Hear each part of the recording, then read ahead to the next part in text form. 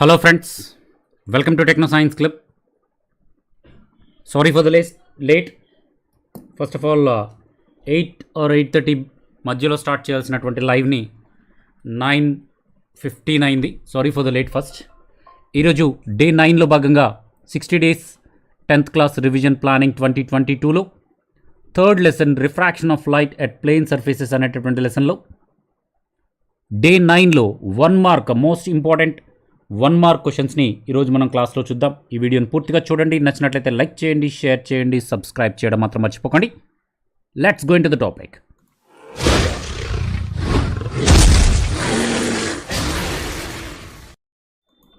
Welcome back friends, welcome back to Techno Science Club, welcome back to 60 days revision planning 10th class 2022 day 9 physical science third lesson refraction of light at plane surfaces. Most important 1 mark questions. The 1 mark questions are on your screen. Refraction of light at plane surfaces. Most important 1 mark questions. First question. Why is the difficult to shoot a fish swimming in water? వాటర్లో ఈదుతున్నటువంటి చేపను shoot చేయడం కష్టం. Why? Because. ఎందుకు కష్టం? Very good. Why? Because of refraction of light takes place. By this refraction of light, very difficult to shoot a fish in the water, swimming in the water, because its position appeared to be shifted up from its original position. దాని యొక్క original position కన్నా కొంచెం up సైడ్లో ఉన్నట్లుగా మనకి అనిపిస్తుంది. వాటర్లోంచి బయట నుంచి చూస్తూ ఉన్నట్లయితే కొంచెం అప్ సైడ్ ఉన్నట్లుగా అనిపిస్తుంది. మనం ఏం చేస్తాం, ఆ కనిపించినటువంటి పొజిషన్లో షూట్ చేస్తాం, కానీ యాక్చువల్గా అది ఆ పొజిషన్లో ఉండదు, కొంచెం ముందుకుంటుంది. అందుకని మనం ఫిష్ని షూట్ చేసేటప్పుడు దాని యొక్క బ్యాక్ సైడ్లో షూట్ చేయాలి, ఎగ్జాక్ట్ పొజిషన్లో. దానికి కొంచెం ముందు సైడ్ మనకి ఇది దేనివల్ల జరుగుతుంది అంటే రిఫ్రాక్షన్ ఆఫ్ లైట్ వల్ల ఫిష్ ఉన్నటువంటి ప్లేస్లో కాకుండా దానికి కొంచెం ముందు సైడ్లో. ఫర్ ఎగ్జాంపుల్ ఒరిజినల్ ఫిష్ ఇక్కడ ఉందనుకోండి, మనకి బయట నుంచి కనిపించేటప్పుడు ఎలా కనిపిస్తుంది అంటే వాటర్లోంచి ఫిష్ ఇక్కడ ఉన్నట్టుగా కనిపిస్తుంది. అప్పుడు మనం ఇలా షూట్ చేస్తాం, మిస్ అయిపోతుంది అది. అందుకనే ఏం చేయాలి, ఫిష్ ఎక్కడైతే కనిపించిందో దానికి కొంచెం వెనక సైడ్ షూట్ చేయాలి, అప్పుడు ఫిష్కి కరెక్ట్గా తగులుతుంది. Right, very good. Next question చూడండి. What are the factors that influence the refractive index? Refractive ఇండెక్స్ని ఇన్ఫ్లుయెన్స్ చేసేటటువంటి ఫ్యాక్టర్స్ ఏంటి? What is the factors influence refractive index? Very good. Please like, share and subscribe. Refractive ఇండెక్స్ని influence చేసేటటువంటి factors వచ్చేటప్పటికే the first factor which is influence refractive index is the nature of the material and second factor is wavelength of the incident light. Incident light యొక్క wave length మరియు ఆ material యొక్క nature పైన depend అయి ఉంటుంది refraction of light. The third one, determine the refractive index of benzene if a critical angle of it is 42 degrees. ఒక benzene యొక్క critical angle 42 degrees అయినప్పుడు రిఫ్రాక్టివ్ ఇండెక్స్ ఎంత ఫైండ్ అవుట్ చేయండి. ఏమేమి ఇచ్చారు మనకి? క్రిటికల్ యాంగిల్ ఇచ్చారు, right? Critical angle of benzene is equal to 42 and the refractive index formula తెలుసు మీ అందరికీ. అదేంటి?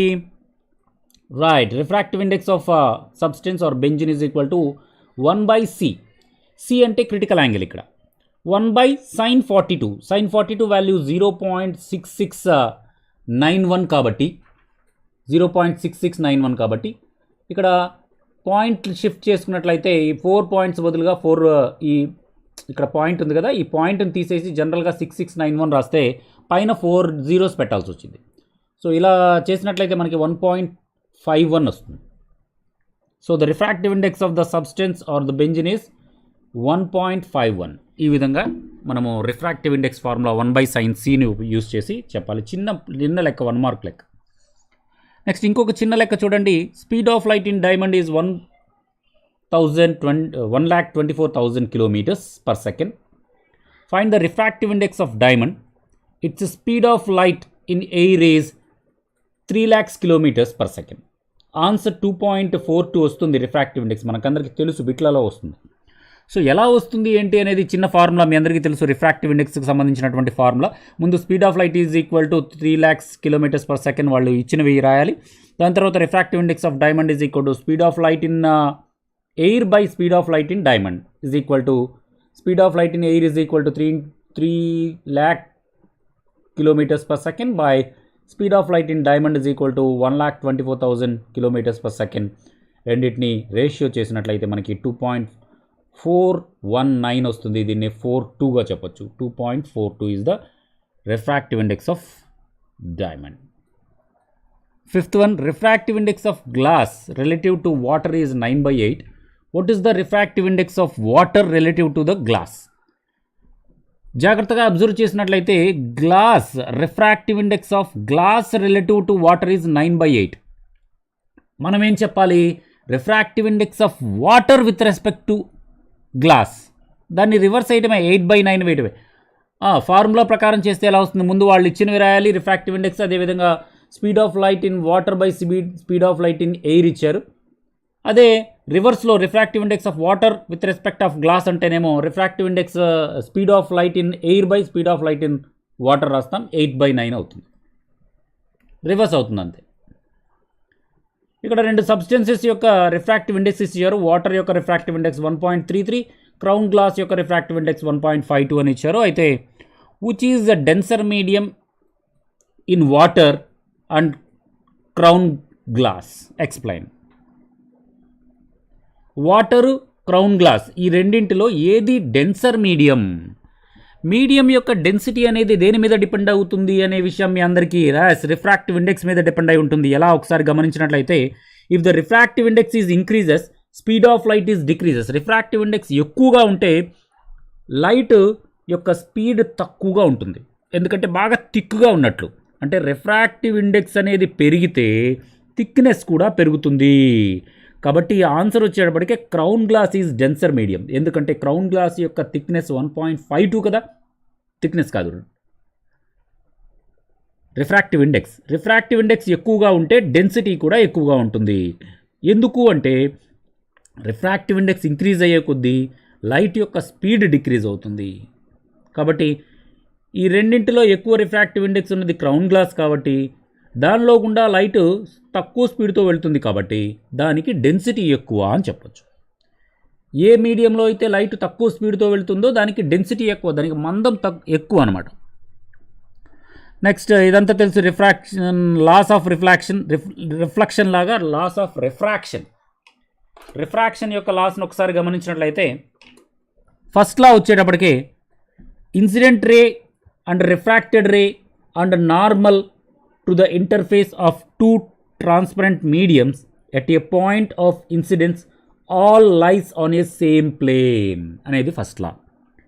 సెకండ్ లా వచ్చేటప్పటికి during the refraction light follows Snell's లాను ఫాలో అవుతుంది. స్నెల్స్ లా ఏంటి? n1 sin i is equal to n2 sin r, లేకపోతే sin i by sin r is equal to constant. ఈ Snell's లాని ఫాలో అవుతుంది అనేది second law of refraction అవుతుంది. Right, very good. Next గమనించినట్లయితే 8th question, does the focal length of a spherical mirror changes when it is completely immersed in water? Predict and right reason. ఒక spherical మిర్రర్ని వాటర్లో కనుక dip చేసినట్లయితే దాని యొక్క focal length అనేది కంప్లీట్గా మారిపోతుంది. దానికి రీజన్ ఏంటి? What is the reason? Focal length means యాక్చువల్గా మారిపోతుందా అని అడిగారు. ఒకవేళ కాకపోతే ఎందుకు, అయితే ఎందుకు, రీజన్ ఏమన్నారు. సో ఫోకల్ లెంత్ అనేది ఎలాంటి చేంజ్ రాదండి. ఒక స్పెరికల్ మిర్రర్ని ఎయిర్లో ఉంచినా సరే, వాటర్లో డిప్ చేసినా సరే, మీడియంని బట్టి ఫోకల్ లెంత్ అనేది చేంజ్ కాదు. The focal length of the spherical mirror does not depend on the surrounding medium అనే విషయం ఇక్కడ మనం గమనించాలి, గుర్తుంచుకోవాలి. నెక్స్ట్ గమనించినట్లయితే, the optical fibre cable is often used in telecommunications. మీ అందరికీ తెలుసు, టెలిఫోన్ వర్కింగ్ కోసం, డేటా కోసం, ఇంటర్నెట్ కోసం మనకి ఆప్టికల్ ఫైబర్స్ యూస్ చేస్తూ ఉంటాం. ఇప్పుడు బ్రాడ్బ్యాండ్ డేటా కోసం కూడా యూస్ చేస్తూ ఉన్నాం. What is the working principle behind the optical fibres? మీ అందరికీ తెలుసు, చాలా ఈజీ. ఆప్టికల్ ఫైబర్స్ పనిచేసేటటువంటి సూత్రం టోటల్ ఇంటర్నల్ రిఫ్లెక్షన్. తర్వాత critical angle, define critical angle. Critical angle is equal to the angle of incidence in a denser medium for which the angle of refraction in a rarer medium is 90 degrees is called critical angle. Angle of refraction 90 degrees అయ్యేటట్టుగా ఒక denser medium నుంచి వచ్చేటటువంటి light ray యొక్క యాంగిల్నే critical angle అంటారు. అంటే ఒక light రే ఎంతో కొంత యాంగిల్తో పడినప్పుడు రిఫ్రాక్టెడ్ యాంగిల్ 90 degrees అయితే, అలా రిఫ్రాక్టెడ్ యాంగిల్ 90 degrees అవ్వాలి అంటే ఆ ఇన్సిడెంట్ అయినటువంటి లైట్ రే యొక్క యాంగిల్ ఏదైతే ఉందో దానినే మనము క్రిటికల్ యాంగిల్ అని కొలుస్తారు. నెక్స్ట్ గమనించినట్లయితే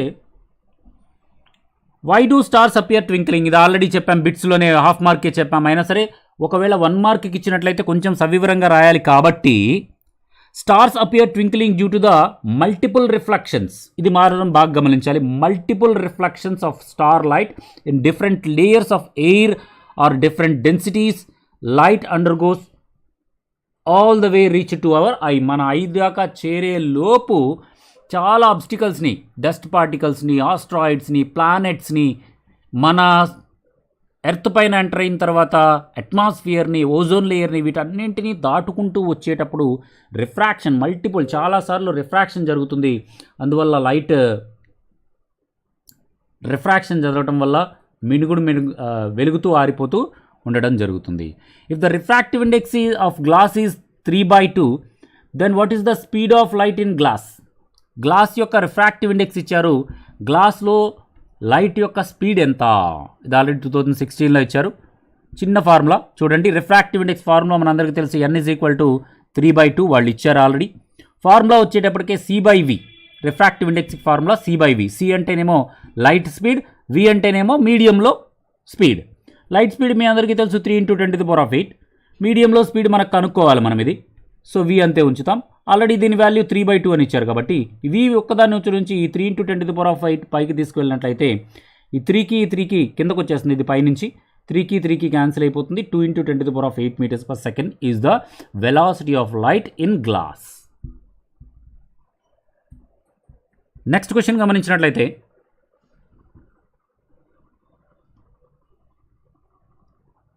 థర్డ్ క్వశ్చన్ మళ్ళీ ఎక్స్ప్లెయిన్ చేయాలా? ఓకే, తప్పకుండా అమ్మా. నేను కామెంట్స్ చూడలేదు, యాక్చువల్లీ చూసినట్లయితే ఇందాకే ఎక్స్ప్లెయిన్ చేసామని. తప్పకుండా థర్డ్ క్వశ్చన్ అంటే ఒకసారి చూడండి. Yes, third question.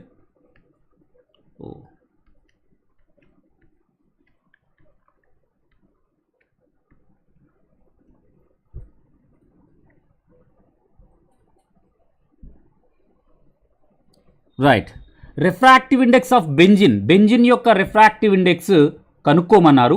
Critical angle ఇచ్చారు. Critical angle C is equal to 42 degrees.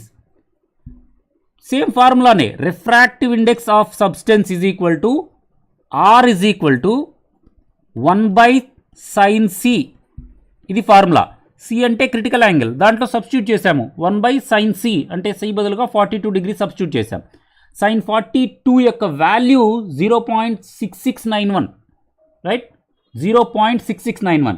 ఇక్కడ ఏం చేస్తారు, ఈ పాయింట్ని తీసేసి 0 పాయింట్ ఉంది కదా, ఆ పాయింట్ని తీసేసి 0 పాయింట్ తర్వాత ఉన్నటువంటి 6691 ఒక్కదాన్నే ఉంచినట్లయితే పాయింట్ తర్వాత 4 డిజిట్స్ ఉన్నాయి కదా, పైన 4 zeros పెట్టాలి. ఇది రూలు. పాయింట్ని తీసేస్తే, పాయింట్ పెట్టాలి అంటే బై వేస్తాము, పాయింట్ తీసేయాలంటే పైన వేస్తాం. సో 4 zeros వేసినట్లయితే 1000/10,000/6699 వస్తుంది. డివైడ్ చేసినట్లయితే 1.52 వస్తుంది, రైట్. ఇంకా ఏమైనా డౌట్ ఉంటే కింద కామెంట్ బాక్స్లో రాయండి. రైట్, నెక్స్ట్ ఇంకా why the bending of light ray takes place during refraction జరిగేటప్పుడు ఎందుకు లైట్ రే బెండ్ అవుతుంది అని చెప్తాం, దాన్నే రిఫ్రాక్షన్ అంటాం. అసలు ఎందుకు బెండ్ అవుతుందయ్యా అంటే, during the refraction speed of light changes. ఎందుకు చేంజ్ అవుతుంది స్పీడ్ ఆఫ్ లైట్? ఒక మీడియం నుంచి ఇంకొక మీడియంలోకి మారేటప్పుడు. ఎందుకు మీడియం మారేటప్పుడు చేంజ్ అవుతుంది? The densities of the mediums are different. Air యొక్క డెన్సిటీ వేరుగా ఉంటుంది, వాటర్ యొక్క డెన్సిటీ వేరుగా ఉంటుంది. ఇలా ఎయిర్ నుంచి వాటర్లోకి వచ్చేటప్పుడు కానీ లేదా వాటర్ నుంచి ఎయిర్కి వచ్చేటప్పుడు కానీ ఆ మీడియమ్స్ యొక్క డెన్సిటీస్ చేంజ్ అవ్వడం వల్ల లైట్ పార్టికల్స్ అనేవి తక్కువ డెన్సిటీ ఉన్నటువంటి మీడియంలో అయితే ఫాస్ట్గా వెళ్తుంది, తక్కువ డెన్సిటీ ఉన్నటువంటి మీడియంలో అయితేనేమో స్లోగా వెళ్తుంది, ఎక్కువ డెన్సిటీ ఉన్నటువంటి మీడియంలో అయితే ఏమో తక్కువ డెన్సిటీ ఉన్న దాంట్లో స్పీడ్గా వెళ్తుంది, ఎక్కువ డెన్సిటీ ఉన్న దాంట్లో స్లోగా వెళ్తుంది. కాబట్టి దాని ప్రకారము ఒక మీడియం నుంచి ఇంకొక మీడియంకి లైట్ రే ట్రావెల్ చేస్తున్నప్పుడు డెన్సిటీస్లో డిఫరెన్స్ వల్ల అది కొంచెం దాని యొక్క స్పీడ్ అనేది డిక్రీజ్ చేసుకుంటుంది. స్పీడ్ తగ్గితే ఏమవుతుంది, ఆటోమేటిక్గా బెండ్ అవుతుంది. తర్వాత mention the conditions for total internal reflection of light ray. ఒక light ray total internal reflection జరగాలంటే వాట్ ఈస్ ద కండిషన్? చాలా simple. Yes, total internal reflection జరగాలి అంటే కండిషన్స్ ఏంటంటే ఒక 2 కండిషన్స్ ఉన్నాయి. ఏంటంటే లైట్ రే ఎప్పుడూ కూడా డెన్సర్ మీడియం నుంచి రేరర్ మీడియంలోకే వెళ్ళాలి. అంటే ఎక్కువ డెన్సిటీ ఉన్నటువంటి మీడియం నుంచి తక్కువ డెన్సిటీ ఉన్నటువంటి మీడియంలోకి వెళ్ళినప్పుడు మాత్రమే ఆ లైట్ రే టోటల్ ఇంటర్నల్ రిఫ్లెక్షన్కి గురి కాగలదు. అదేవిధంగా ఇంకొక కండిషన్ ఏంటంటే యాంగిల్ ఆఫ్ ఇన్సిడెన్స్ అనేది క్రిటికల్ యాంగిల్ కన్నా ఎక్కువ ఉండాలి. క్రిటికల్ యాంగిల్ అంటే చెప్పాను, రిఫ్రాక్టెడ్ రే 90 degrees ఉంటే క్రిటికల్ యాంగిల్ అంటారు. ఆ క్రిటికల్ యాంగిల్ కన్నా ఎక్కువ యాంగిల్తో కనుక పడినప్పుడు మాత్రమే అది రిఫ్రాక్షన్ జరగకుండా అదే మీడియంలోకి మరలా రివర్స్ వస్తుంది. దాన్నే మనం టోటల్ ఇంటర్నల్ రిఫ్లెక్షన్ అంటాం. రైట్, ఇంకొన్ని క్వశ్చన్స్ ఆల్రెడీ చూసాం మనం. 8, 9 ఇది ఫస్ట్ క్వశ్చన్ చూసాం. రిఫ్రాక్టివ్ ఇండెక్స్ ఇచ్చారు. ఎస్, ఎయిర్ యొక్క రిఫ్రాక్టివ్ ఇండెక్స్ ఇచ్చారు, వాటర్ దృష్టిలో కనుక్కోమన్నారు. అదేవిధంగా ఆపరేటర్స్ రిక్వైర్డ్, ఇలాంటి క్వశ్చన్. సెకండ్ క్వశ్చన్ చూడండి. What is the apparatus are required to obtain the relation between the angle of incidence and angle of refraction? Angle of ఇన్సిడెన్స్కి angle of రిఫ్రాక్షన్కి మధ్య relation తెలిపేటటువంటి ఒక యాక్టివిటీ ఉంది. ఆ యాక్టివిటీ చేయడానికి ఏమేమి ఆపరేటర్స్ కావాలి? ఒక డిస్క్ లాంటివి తీసుకొని స్ట్రాస్ పెడతాము, అవునా, వాటర్లో డిప్ చేస్తాము ఈ స్ట్రాస్ని. ఈ స్ట్రాస్ గుండా లైట్ రే వేసినట్లయితే వాటర్ లోపలికి వెళ్ళినప్పుడు దాని యొక్క యాంగిల్ చేంజ్ అవుతుంది. ఇలాంటివి ఉన్నాయి కదా. ఇంకా దీనిలాంటిది ఇంకోటి కూడా ఉంది. అలా ఆపరేటర్స్ ఏంటో గుర్తించి రాయాలి. ఆ యాక్టివిటీ ఏంటో మీకు గుర్తొస్తే ఆపరేటర్స్ గుర్తొస్తాయి. సో యాక్టివిటీస్ కూడా చదవాలి అనే విషయం ఇక్కడ మనకి అర్థమవుతుంది. Right, very good. Next question వచ్చేటప్పటికి డిఫైన్ రిఫ్రాక్షన్. రిఫ్రాక్షన్ అంటే ఏంటి? When a light ray travels from one medium to another medium which is having different densities, the speed of light is decreases. By the speed of light decreasing or increasing, it will slightly bends. That bending is called refraction. Fourth one, on which factors that the refractive index medium depends? ఇందాక చెప్పాం, nature of the substance and frequency of light. Fifth one, why the difficult to shoot? ఇలాగ already చెప్పాము ఎందుకు ఫిష్ని shoot చేయడం difficult అంటే fish కొంచెం ముందుకు కనిపిస్తుంది. What is Snell's law? Snell's law తెలుసు మీకు. The relation between the sine relation between the incident ray and refraction ray sin I by sin R is equal to N2 by N1. Relation between the refractive indexes and incident angle and refracted angle. ఇక్కడ చూడండి. 7th one, when a camp fire దగ్గర కూర్చున్నప్పుడు, చలికాలంలో చలిమంట వేసుకుంటాం కదా, ఆ camp fire దగ్గర కూర్చున్నప్పుడు ఆ క్యాంప్ ఫైర్ మంట వెనకున్నటువంటి వస్తువులు కదులుతూ ఉంటాయి, స్వింగింగ్ అవుతూ ఉంటాయి. దానికి రీజన్ ఏంటి? ఎందుకంటే లైట్ రేస్ అనేవి ఏవైతే మంట ఉందో మంటకు చుట్టూ ఉన్నటువంటి ఎయిర్ డెన్సిటీ తగ్గిపోతుంది, బయట ఉన్నటువంటి ఎయిర్ యొక్క డెన్సిటీ వేరుగా ఉంటుంది. రెండింటి యొక్క డెన్సిటీస్లో తేడా ఉండడం వల్ల లైట్ రే ఆ తక్కువ డెన్సిటీస్ నుంచి ఎక్కువ డెన్సిటీ ఉన్నటువంటి ఎయిర్లోకి వచ్చేటప్పుడు కొంచెం రిఫ్రాక్షన్ జరుగుతుంది. కాబట్టి అలా రిఫ్రాక్షన్స్ వల్ల మనకి వెనకున్నటువంటి ఆబ్జెక్ట్స్ అనేవి స్వింగ్ అవుతూ కనిపిస్తాయి. మీ అందరికీ తెలుసు. Snell's law not, why does Snell's law not obey? When does? Snell's law ఎప్పుడు ఒబే కాదు అనేటటువంటి క్వశ్చన్ కూడా ఉంది, ఇది కూడా ఇంపార్టెంట్. అదేవిధంగా 8th క్వశ్చన్ వచ్చేటప్పటికి why does light bends? It passes from medium to another medium. చెప్పాను కదా, ఒక మీడియం నుంచి అనదర్ మీడియంకి వెళ్ళేటప్పుడు దాని యొక్క డెన్సిటీస్లో తేడా రావడం వల్ల ఆ లైట్ రే బెండ్ అవుతుంది. స్పీడ్ తగ్గిపోవడం వల్ల లేదా ఇంక్రీజ్ అవ్వడం వల్ల లైట్ రే బెండ్ అవుతుంది.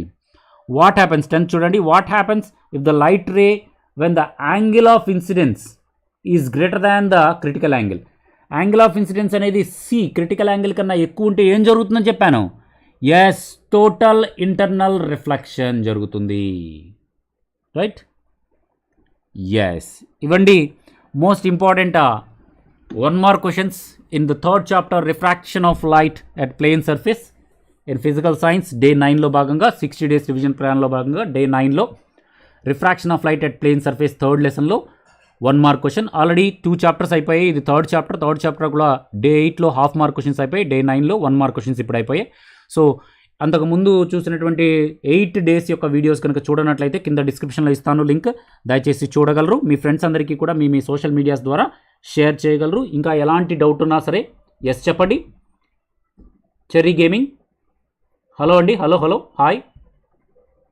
శేఖర్ చెప్పండి. శేఖర్ ఎస్ అయిపోయింది కదా, రెస్పాండ్ అవుతాను చెప్పండి. ఎస్, రేపటి నుంచి నేను మధ్యలో ఒక హాఫ్ అన్ అవర్ మీకు డౌట్స్ క్లారిఫికేషన్ కోసం ఏదైనా లైవ్ లాంటివి చేద్దాం అనుకుంటున్నాను. ఫిజిక్స్లో డౌట్ క్లారిఫికేషన్, ఫిజికల్ సైన్స్లో డౌట్ క్లారిఫికేషన్ క్లాసెస్ పెడదాం అనుకుంటున్నాను.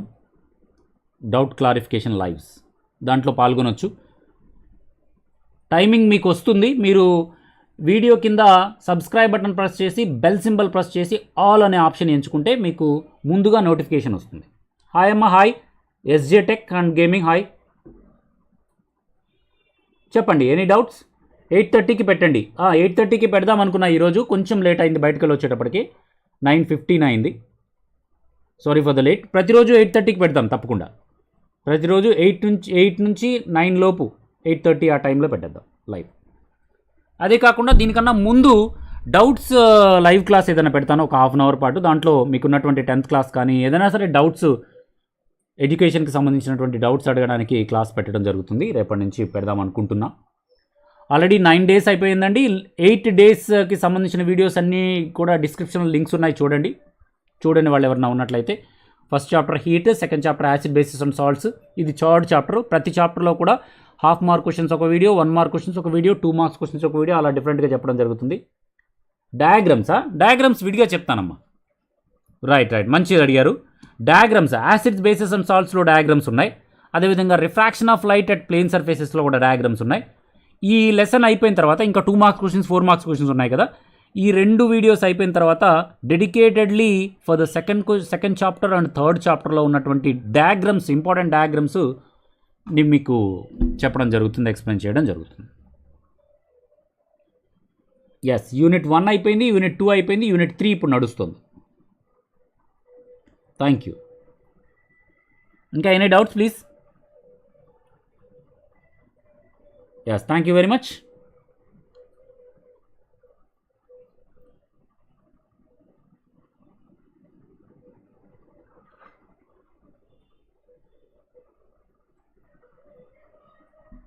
రైట్, థ్యాంక్ యూ అమ్మా. నెక్స్ట్ క్లాస్లో, రేపటి క్లాస్లో కలుసుకుందాం. అప్పటి వరకు ధన్యవాదాలు. ఈ వీడియో కనుక మీకు నచ్చినట్లయితే ప్లీజ్ లైక్ చేయండి, మీ ఫ్రెండ్స్ అందరికీ సోషల్ మీడియా ద్వారా షేర్ చేయండి, సబ్స్క్రైబ్ చేయడం మాత్రం మర్చిపోకండి.